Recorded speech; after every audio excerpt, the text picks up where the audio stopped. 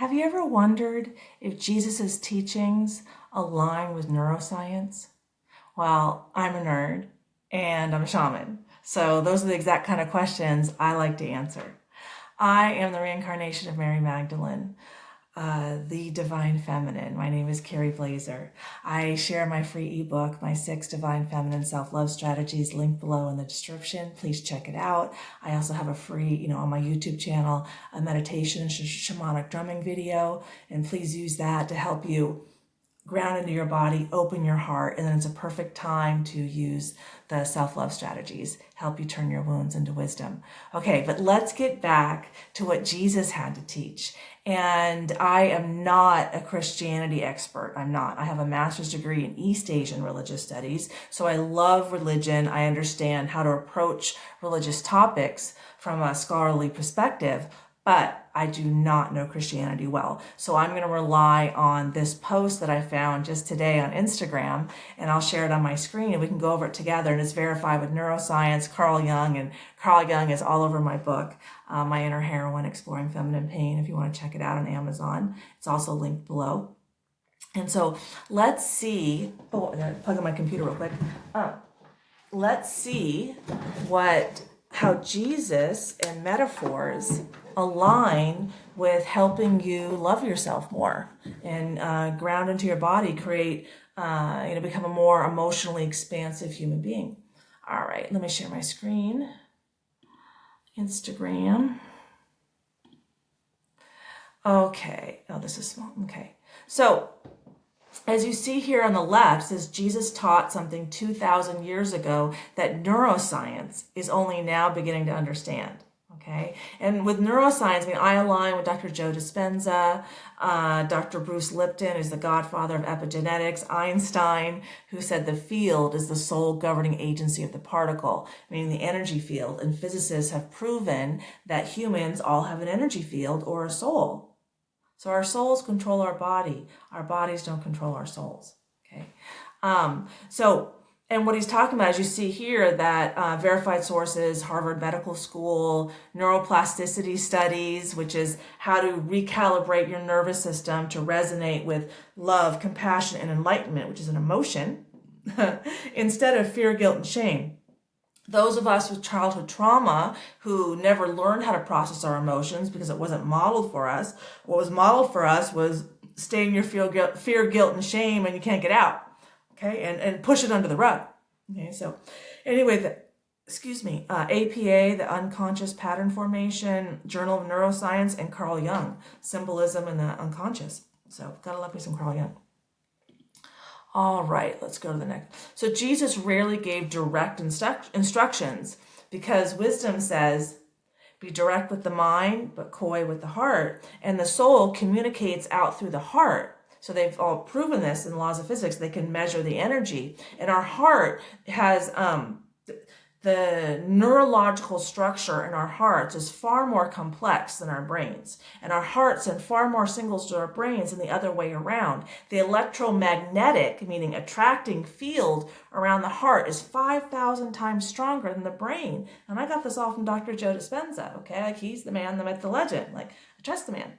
And Dr. Huberman, Andrew Huberman, I've heard him say the same thing. Changing the world is an inside job. I have a video of his that I can play where he says, this whole cancel culture doesn't change our neurology. It changes the outside. Like only when we change our internal neurology does our experience of the external world change. And how I say it is our external reality is a reflection of our internal reality and not the other way around. Okay, our external reality is a reflection of our internal reality. The universe is a hologram, a projection from our hearts. Okay, and why do we project out? Because we project out on the quantum field. The universe is a mirror showing us ourselves in every moment. Okay, so anyway, that's why you got to be coy, because coy with the heart. So parables, stories, symbols opens the heart, right? Gets you to think, self-reflect, go, maybe, open yourself up. And self-reflection is feminine. Okay, feminine, we're the healers, the forgiveness, the compassion, the nurturing. A lot of, Christian church teaches that by men. Okay, but it's feminine, it's right brain. So he wasn't trying to inform the intellect. He was trying to awaken awareness, awaken the heart, the spark, the desire for growth, the desire to expand your consciousness, to expand your emotional range, okay? To be able to dive into your emotions and then come out of them. So modern psychology now confirms something similar. The unconscious mind learns best through symbols. Neuroscience shows that metaphors activate emotional memory, bypass logical defenses, reshape perception, and that's why stories change people faster than facts. Yeah.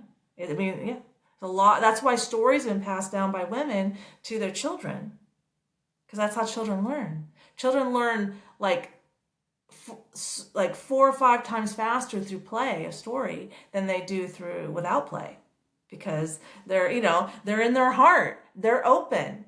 So when you're open, you can absorb more. The kingdom of God is within you. Yeah. I'm the only one that has sovereignty over my soul.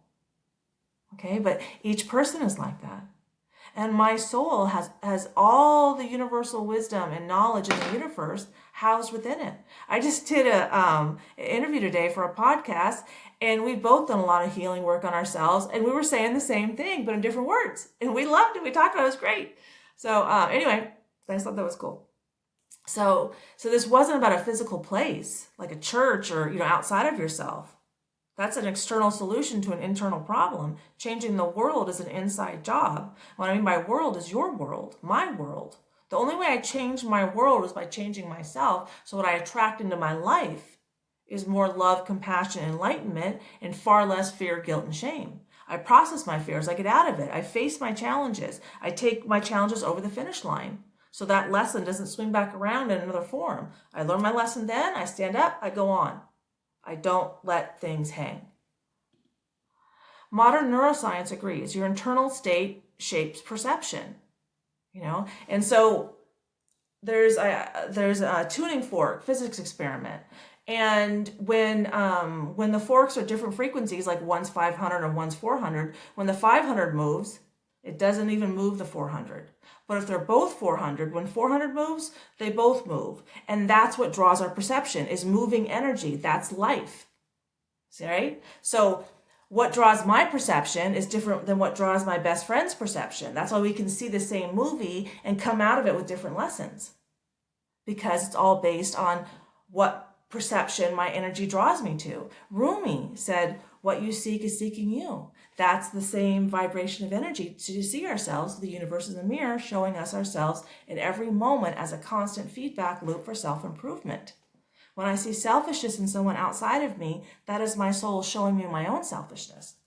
So thought patterns influence attention, right? Like if I have a sex addiction, I'm going to be looking for guys in, all the wrong places. So yeah, change the inner lens, the outer world appears differently, right? Dr. Joe Dispenza says it's a holographic universe. Look it up. Okay. Go and sin no more. In early language, sin meant to miss the mark, like a wound. And here, not moral failure, but unconscious repetition. And here's an example of that. So my mom was an alcoholic. My parents got divorced when I was 6, and my dad was a workaholic. So my mom, she covered up her emotions with the alcohol. I never learned how to apologize. 2 years after she died, 2 years into my healing journey, my youngest daughter, who was in her late teens, we got in an argument. I was wrong. I needed to apologize. And I didn't know how to apologize at 47 years old. Like, yeah, what the fuck, right? So I asked my unconscious, my wound. I had learned to do that. And this is what I heard. You believe that if you apologize, your loved ones will leave you. That misses the mark, because that's illogical, right? It's illogical that if I apologize, they leave. If I apologize, they want to stay because I can admit fault, change myself, and then our relationship just improved. See, so same thing as what I'm talking about.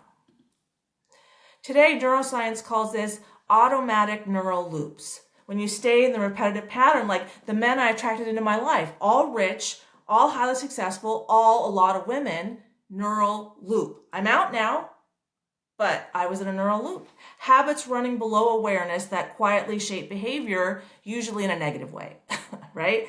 Inability to apologize until I'm 47 years old. Breaking them is called neuroplasticity. Neuroplasticity is how you recalibrate your nervous system for love, compassion, and enlightenment instead of fear, guilt, and shame. That is the reparenting process that we hear about so often. Neuroplasticity, change your neurons, and the field is the sole governing agency of the particle. So when you change your field, change those wounds into wisdom, changes your neurology, the projection changes, your world changes.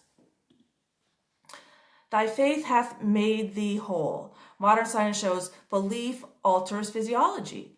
Thank you, Einstein. Thank you, Einstein. Thoughts influence hormones. If you're constantly, like, in your subconscious running a fear, like I had a fear of all men until I was 51 years old, I was constantly anxious in society.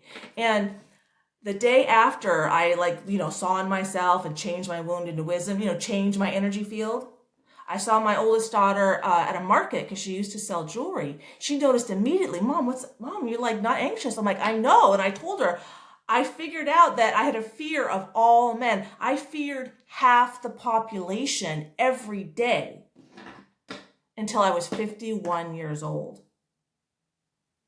Yeah. So yeah, I was different and noticed immediately because my field was different. So my particle, my body was different. Okay, the brain doesn't, the brain doesn't just observe the body. It's not the brain. It says the brain here, but I'm not agreeing with that. It's the soul, okay? Lay not up treasures upon earth. Attachment creates fear.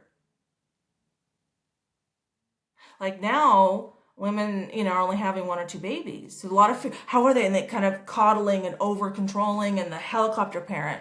I mean, it used to be, the mother would die during childbirth or the kid would die. Like, death was much more normalized because now we're too busy being perfect. And we prioritize wealth and convenience over health and well-being. We calibrate our nervous systems for fear, shame, and guilt. And that's how we get to a society with tons of casual sex, all kinds of failed relationships. No one's having kids. This is what happens. Whoever tries to save his life shall lose it. The ego seeks control and safety. But a life lived only to protect itself never fully lives because your energy isn't flowing. Okay, so to be alive energy is fluctuating energy. The only constant in life is change, right? So you have to learn how to surrender to your emotions to be able to climb your next mountaintop. I had surrendered to my emotions unknowingly, but no one taught me how to get out of them. So I had 35 years of debilitating lower back pain from my wounds in my childhood. And you can read about it on my website at carrieblazer.com under Origin Story. But I had so much fear, guilt, and shame in me, stored in my womb, that it was emanating as lower back pain. And I was seeking control and safety. I was in my masculine. So I didn't know how to forgive myself. I didn't know how to apologize. I didn't know how to be emotionally healthy because I was so busy protecting myself. I was in survival mode. Letting go reduces fear, restores freedom. Yeah. The nervous system becomes aligned, becomes healthy. And when you have a healthy soul, a healthy nervous system, then you're like that. There's this metrodome experiment where 2 metrodomes are going super fast, other 3 are kind of slow. And in healthy energy, naturally aligns with the highest vibrating energy. So when I, keep aligning and releasing the fear, I'm that really fast metrodome helping everybody else. Okay, Jesus wasn't teaching religion, he was teaching awareness, okay? And science is only now finding the language to explain it. This is early Christianity that was repressed because 2,000 years ago, it was the growth of imperialism in Europe. As a reincarnation of Mary Magdalene, I'm like, what happened, right? How we get here? Why was I a prostitute? Okay, why am I not a prostitute now? All good questions. But they were organizing the nation states. They needed hierarchy and control to organize people to stop war. But of course, then that repressed femininity, which is the natural healing process, teaching us how to rupture our emotions and repair for our emotions. And we know now from psychology that the healthiest relationships are the ones that know how to go through challenges together successfully. That's the healthiest relationship. The ones that know how to go into their pain and come out and go into their pain and come out. And I had to accept that if I want Mount Everest-sized wisdom, which I equate to like enlightenment, then I had to take on Mount Everest-sized wounds. And Winston Churchill says, it is said that famous men are often the product of an unhappy childhood. Okay, there's the surrender, but there's the capacity to climb. Because if you only go down a little bit, getting up a next big mountain is, that's impossible based on the laws of physics. If you want to climb Mount Everest, you got to go equally deep in preparation. Right? Okay. So anyway, let me stop sharing my screen. And anyway, I found that, and I thought that was, really, really fascinating, and that it aligned with everything that I'm saying. And, it's hard for me to be, the reincarnation of Mary Magdalene because, I have to confront the church, the patriarchy. So, I could be restored as the divine feminine equal to divine masculine, that was my first enlightenment experience, was showing me the problem of having a singular masculine God, because that God takes credit for creation, and creation is feminine, and feminine goes first.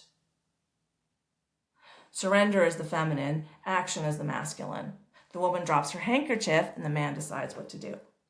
That's a healthy balance. So anyway, I hope that was some good food for thought for you to kind of validate that a lot of Jesus's teachings, which a lot of that came from Mary because she's wisdom, and wisdom is, coy with the heart. Those are the stories, the metaphors, that they knew a lot. It was just, we weren't ready yet. But now we're ready to jointly create heaven on earth, because self-love creates heaven on earth. We're souls having a human experience, and each individual soul is the only one that has sovereignty over itself. Like my soul, I'm the only one that has sovereignty over my soul. So if Jesus forgives me, that happens outside of me. Changing the world is an inside job based on, neuroscience.